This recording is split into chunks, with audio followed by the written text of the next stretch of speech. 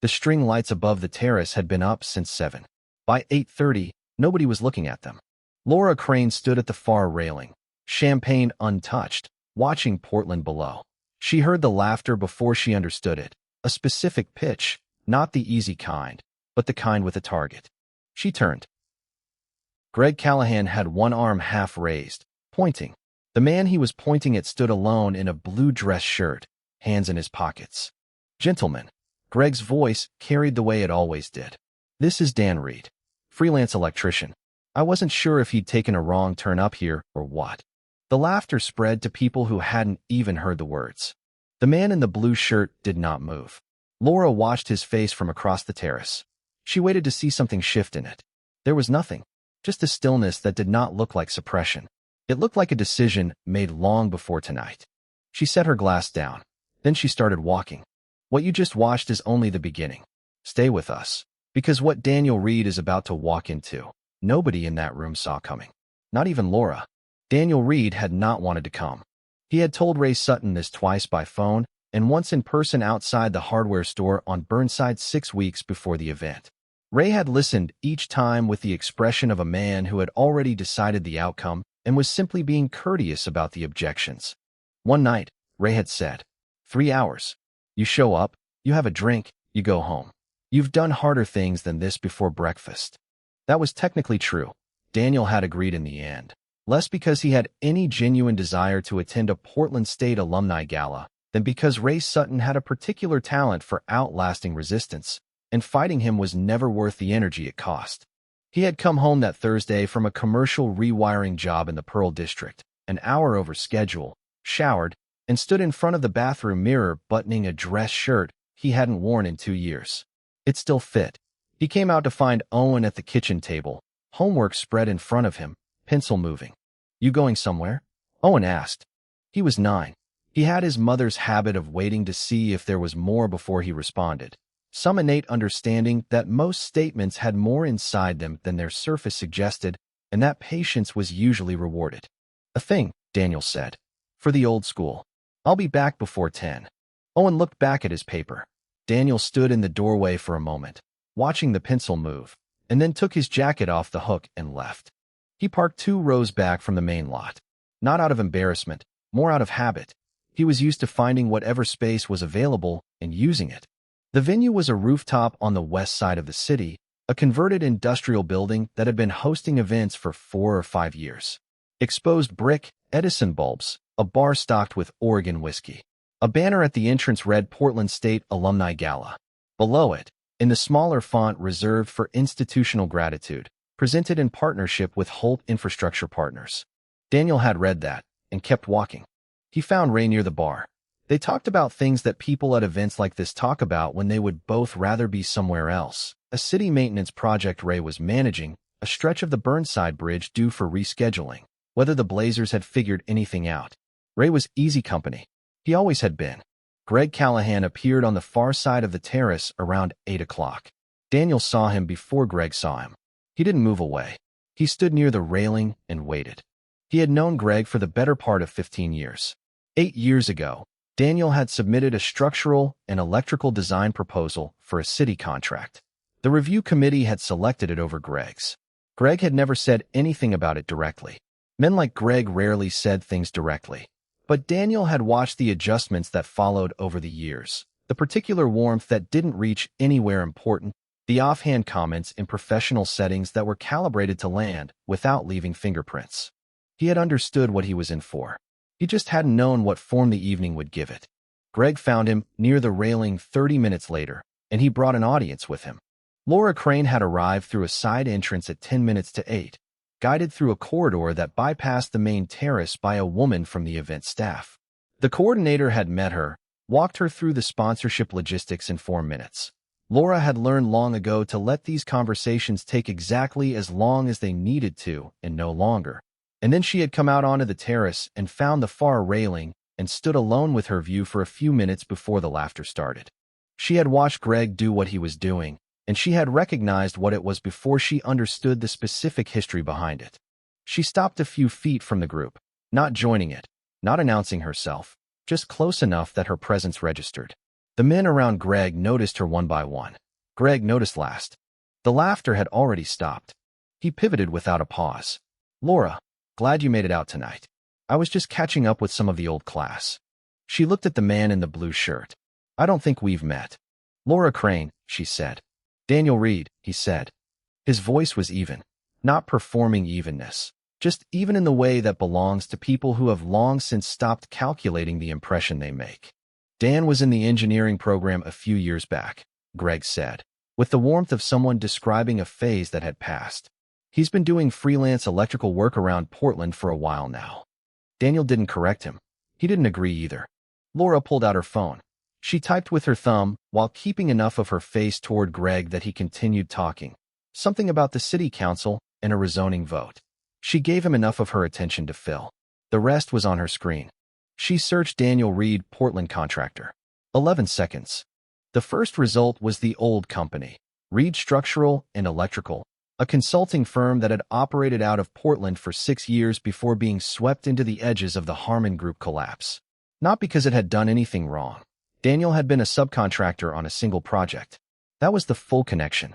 But Harmon had gone down hard enough that the debris field was wide, and his firm had closed 18 months later, not from any legal finding against him, but because the market for his work had quietly contracted in the way markets do when a name gets associated with something that made headlines.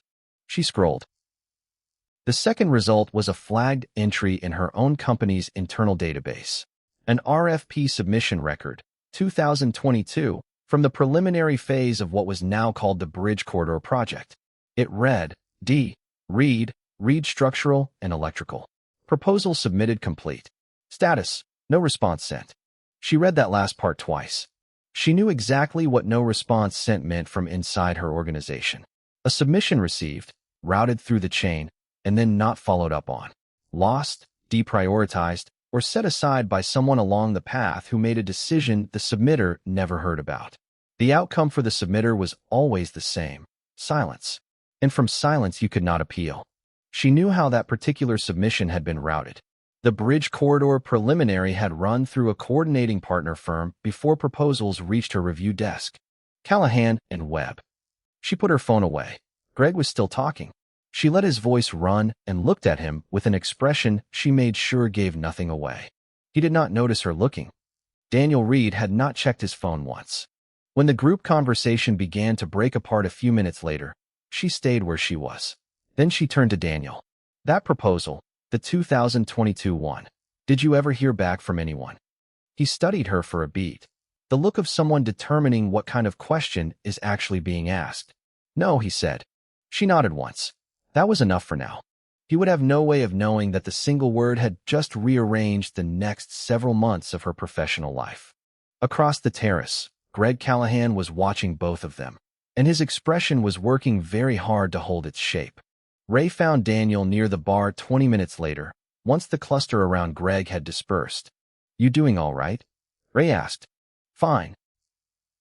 Ray looked across the terrace at Greg, who was already rebuilding his audience somewhere near the east railing. A new group, a fresh set of faces, the same confident posture. He's been working the room all night. You know he submitted a proposal for the Bridge Corridor last week. Callahan and Webb. Big one, $40 million. Split between city and private investors. Daniel looked at him. Okay. Your name is in it, Ray said. As a listed electrical subcontractor. One of their claimed partners on the project. The pause that followed lasted exactly as long as it needed to last. I haven't signed anything with Callahan and Webb, Daniel said. I haven't spoken to anyone from that firm in years. I know, Ray said. That's exactly why I'm telling you. He picked up his drink and turned it in his hand without drinking from it. I heard it secondhand from someone in the city's procurement office. They were pulling the submission for review and saw your name on the subcontractor attachment with a claimed letter of agreement. Daniel set his glass down on the bar. He thought through what a claimed letter of agreement would require. A document, a date, a signature.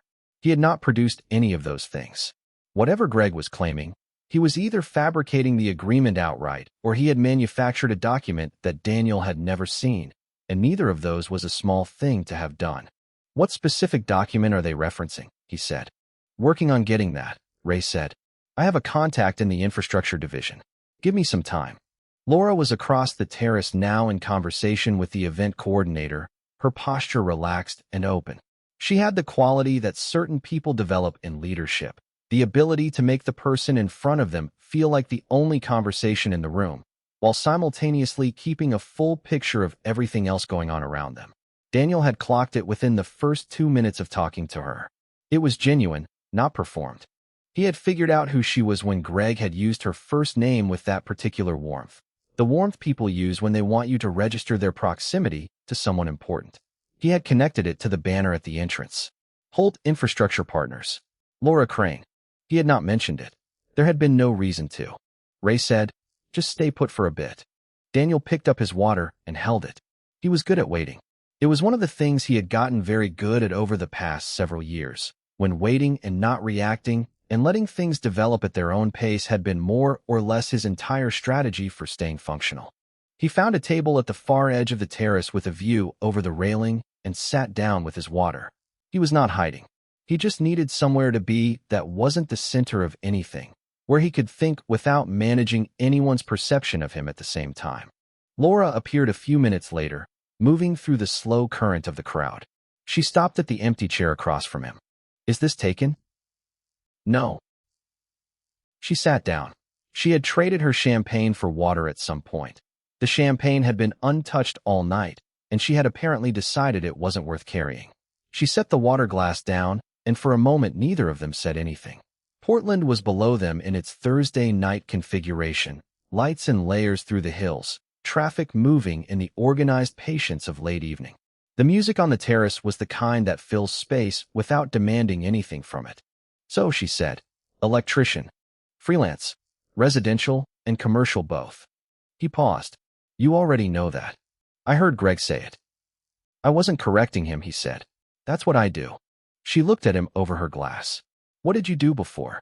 He considered for a moment. "Structural and electrical design. I ran my own firm for 6 years. Read structural and electrical. You ran a search." "I did." He didn't seem bothered by that. He also didn't try to make anything of it. He leaned back slightly in the chair and looked at the skyline. "You don't have to stay here," he said, "if there's somewhere you need to be." "There isn't," she said. "Not right now." She meant it without qualification. She was the reason this event existed, which meant she could sit wherever she chose on this terrace.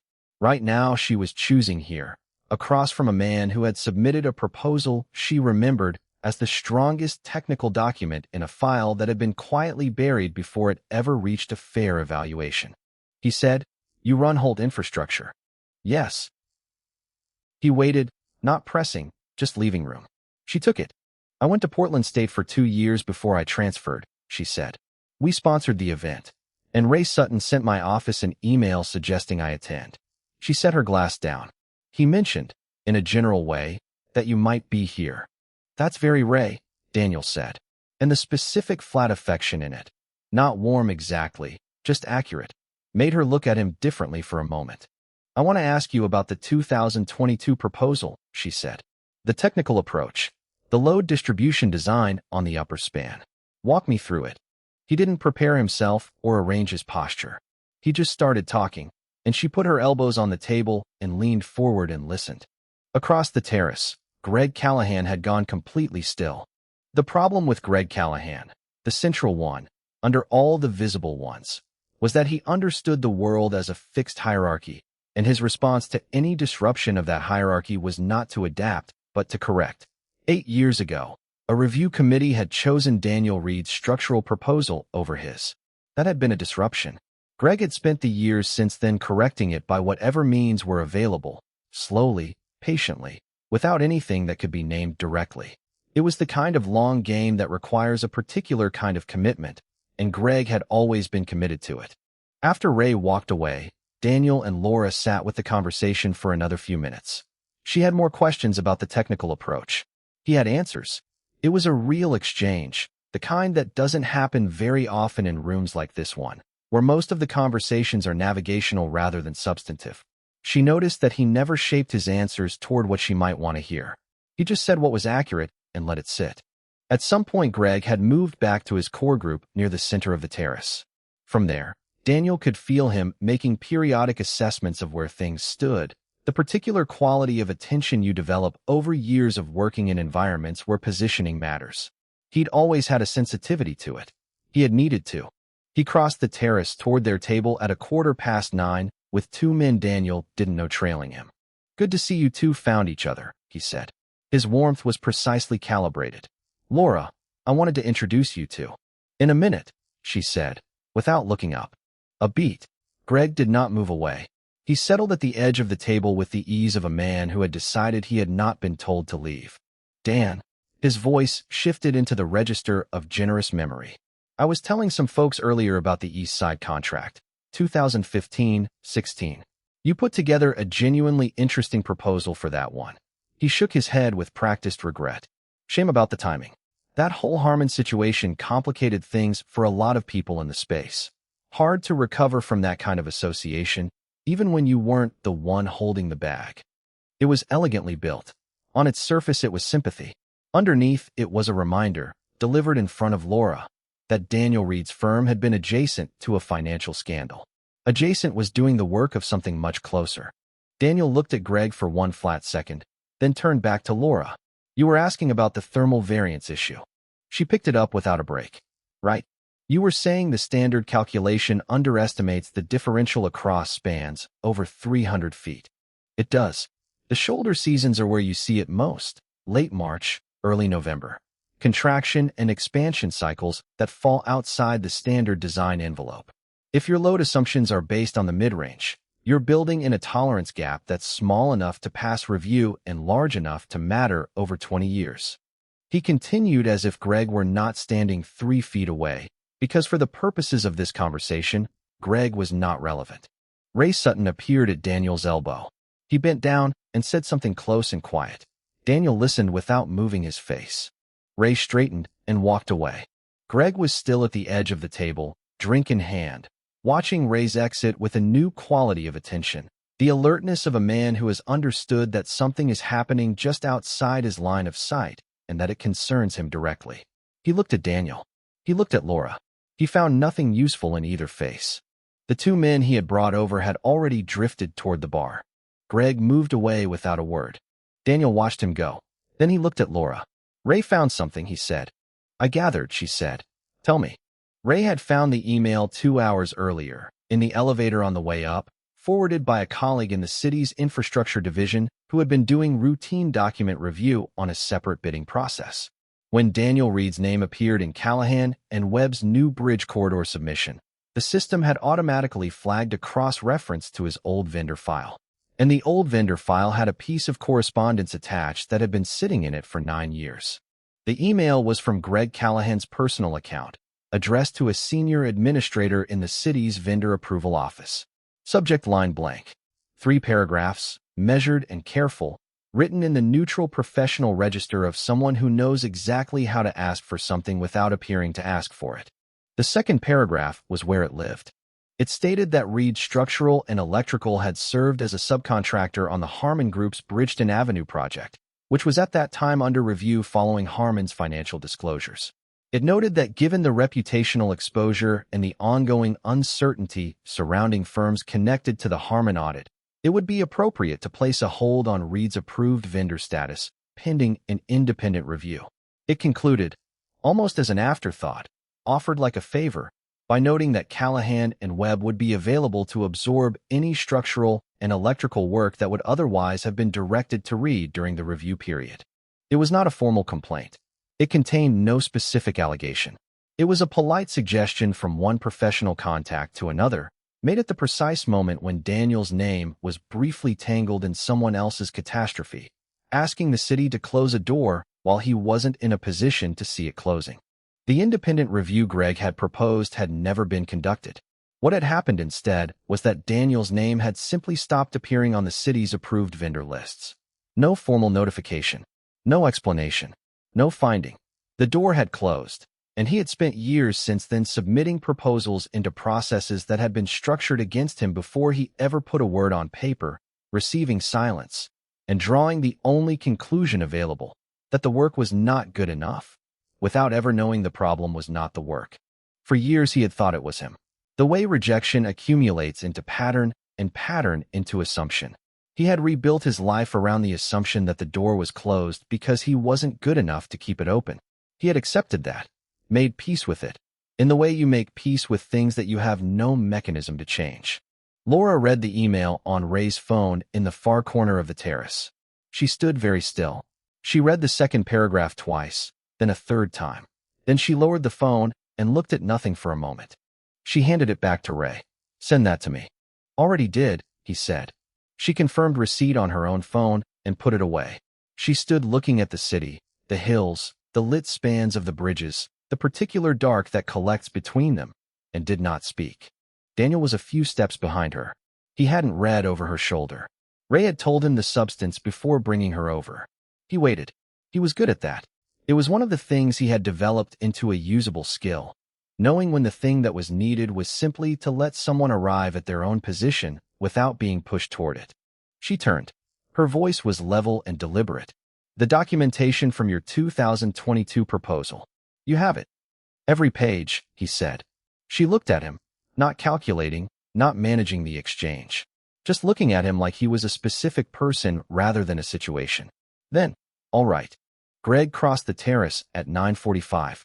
He had the particular forward energy of a man who has decided his patience has run out and that something needs to be reclaimed before the evening ends. Laura moved to meet him before he reached Daniel and Ray. She walked unhurried to a point far enough from them that the conversation could be contained. She stopped when he was a few feet away. "Greg." Her voice was level, unhurried. "I want to ask you something about the bridge corridor submission. The subcontractor list shows Daniel Reed as a listed electrical partner." Greg arranged himself into something helpful. "Right. We've been in preliminary conversations with a number of potential partners, and Daniel was someone we were looking at for the electrical side of the project. He hasn't signed anything." The smallest pause. One recalibration. "We're still in the early stages of formalizing those arrangements. Don't finalize it." She left space after those 3 words.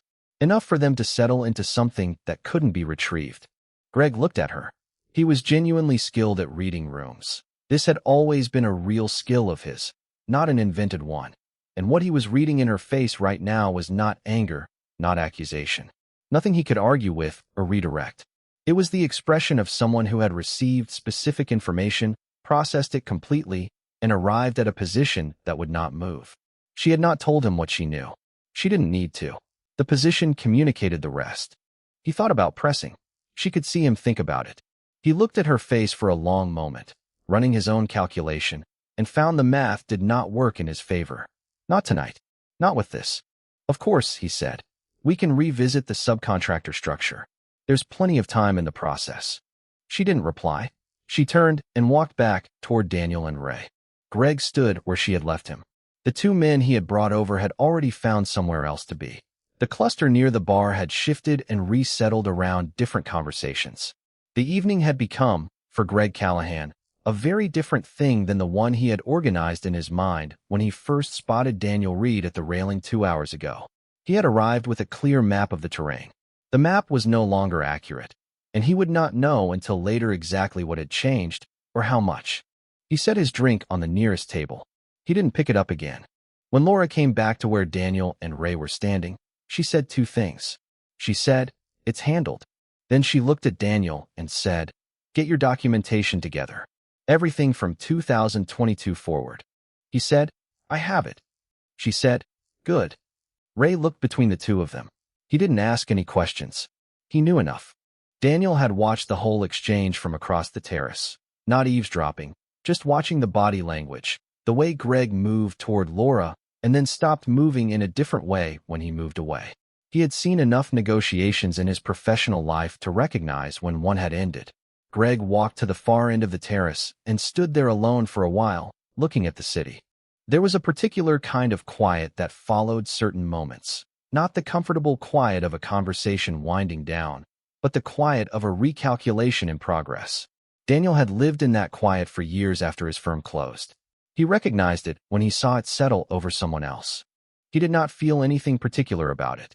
He just noted it and looked away. By 10 o'clock the terrace had thinned to a third of what it had been. The string lights were still on. Someone had turned the music down to the level of atmosphere, present but not pressing.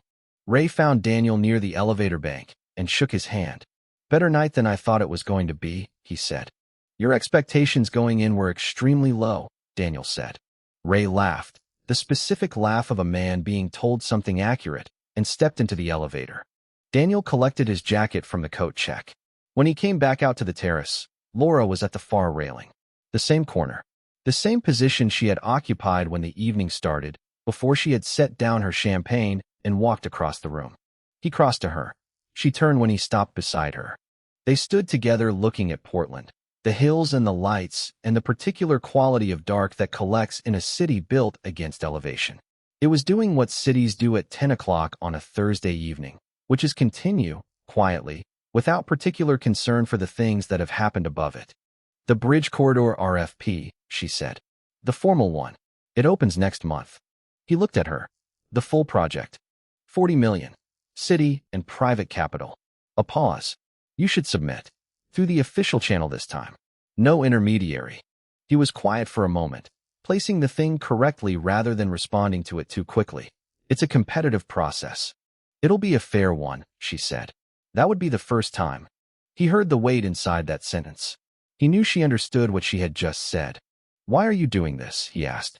Not a challenge, a direct question, without decoration or performance, the way he asked everything. She took a moment. "Because I read your proposal 3 years ago, and it was the strongest technical document in the file. And because someone made sure you didn't get a response." She looked at him directly. "I'm going to review the 2017 vendor correspondence. What happened to your approval status gets corrected." He held that. The particular weight of having a thing named, a thing that had been done to you, that had shaped 6 years of your professional life, named by someone with both the authority to name it and the ability to do something about it. He said, "All right." She said, "Submit the proposal, Daniel." He said, "I will." Below them, Portland continued at its own pace, indifferent in the way that cities are indifferent, which is not the same thing as cold. He had always found it steadying. The way a city moves regardless, without waiting for any particular story to conclude. The city was below them, doing what cities do at 10 on a Thursday evening, continuing, without any particular interest in what had just been decided up here. Consistent in the way that only very large things are consistent. He had always found something in that quality, not comfort exactly, but a kind of permission. The world was going to keep moving regardless. That had never been a discouragement. It had always felt like room. The next morning was Saturday. Owen was already at the kitchen table when Daniel came out, working on a deck of cards arranged in a system that had its own internal logic, one he had explained to Daniel twice, and that Daniel had followed right up to a point and then lost. Owen hadn't seemed troubled by this. He just kept refining the system. "You were back at 9:48, Owen said. He had been awake enough to register the time of Daniel's return, which was something he did reliably and without any stated intention.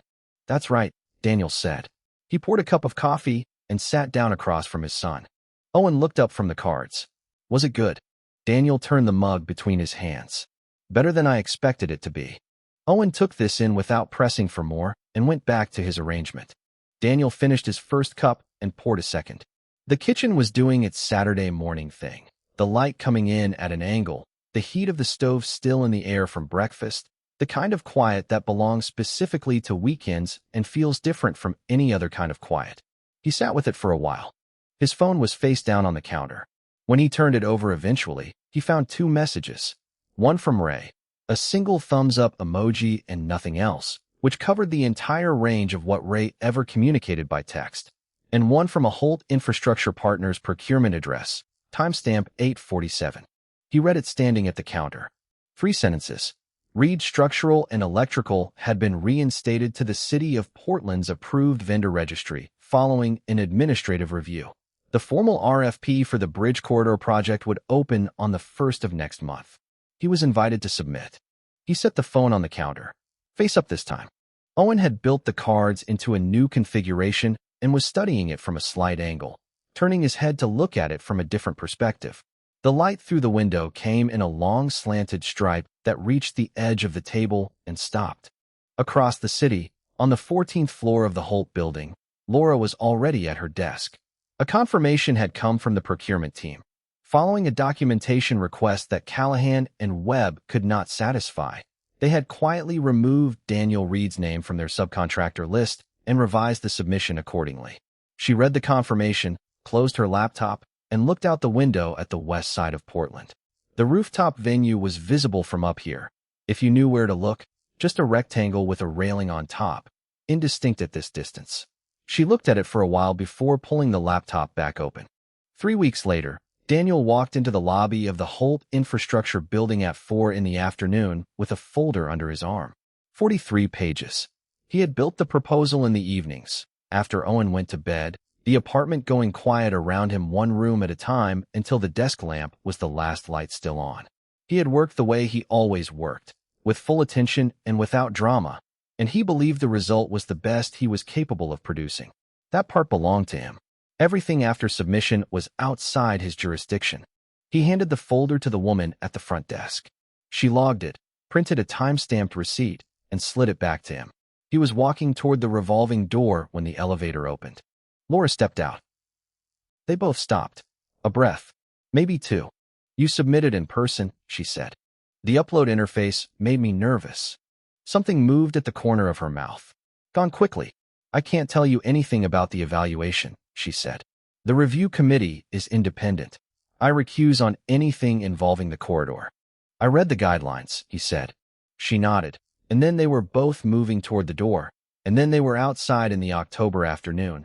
Portland at 4, warm in the places the buildings hadn't shadowed yet, cool everywhere else, the light doing things to ordinary surfaces that made them look more deliberate than they were.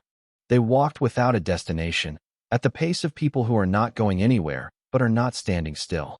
She asked how long the proposal had taken. He told her. She asked a real question about the structural methodology, and he answered it. And she listened the way she had listened at the table at the reunion, without performing it. Owen, she said after a pause. He hadn't expected her to have kept the name. Yeah. 9 years old. He turns 10 in December. She nodded, and they kept walking. The sidewalk narrowed, and they slowed. A bus moved through the intersection. The signal at the corner turned red. I want to ask you something, she said. Okay. The night at the reunion. When Greg started, she paused. You knew I was standing there. Before I walked over. He thought about it honestly. I saw you put your glass down. You didn't do anything. You didn't look over. Didn't, she found the word. Signal. I didn't need anyone to do anything, he said. She was quiet for a moment, watching the signal. I know, she said. That's exactly why I walked across the room. Neither of them said anything after that. The signal turned green, and they didn't move through the full cycle of it. She turned back toward the building. The committee's timeline is about 6 weeks. You'll hear from procurement either way. Okay, he said. She went inside. He stood on the sidewalk until the door finished closing. Then he walked back toward the lot, 2 rows back, where there had been space. He got into the truck and set the folder on the passenger seat and sat for a moment in the warmth that had collected in the cab. October sun through glass. He sat in it without starting the engine. The proposal was in the system with his name on it. The first real one in a long time. He was not going to carry the next 6 weeks as weight. He had built the best 43 pages he was capable of building. That part was done. He started the truck. He took the long way home. Up through the hills, window cracked, October air coming in at the edges. Portland moved past him steady and at its own pace, the way cities do, without waiting for any particular story to resolve before continuing. He had always found something in that indifference that was closer to steadying than to lonely. Owen would be home. He was going to want to play the card game, the one with the internal logic that Daniel couldn't fully reconstruct even after 2 careful explanations. He had been losing it consistently for 3 weeks. He drove up the hill and thought about that. He was going to say yes.